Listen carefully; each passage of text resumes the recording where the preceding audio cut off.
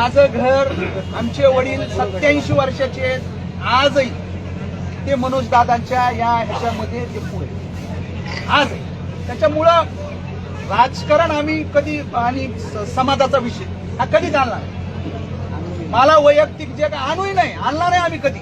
ह्या लढ्याला सगळ्यात मराठा महासंघाची चळवळ, मी आता हे आवाज तो जास्त लांब नेत नाही, पण मराठा महासंघाच्या चळवळीपासून आमचे वडील या चळवळीत किंवा ह्याच्यात आरक्षणाच्या चळवळीत. त्याच्यामुळं हा जो विषय आहे, ही व्यक्ती एवढाच संबंध आहे की मी महायुतीतल्या राष्ट्रवादीचा आमदार आहे की भाजपच्या विधानसभेच्या. पण हे दरवेळेस असं आरक्षण सुद्धा तुम्ही मला बोलणं, तुम्ही मला जाब विचारणं म्हणा, मी महायुतीच्या सरकारमध्ये बरोबर. हा विषय मी माझे नेते जे काय आहेत बरं का, माझे नेते जे काय आहेत अजितदादांच्या कानावरती टाकतात. असं जर झालं तर ह्याचा आम्हाला सुद्धा त्रास होईल ना.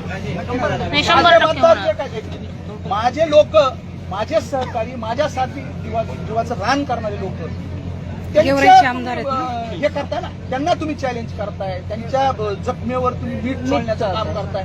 आपण शेवटी महायुतीत ते मित्र पक्ष आहे, त्यांना आपण हे कुठंतरी थांबवलं पाहिजे.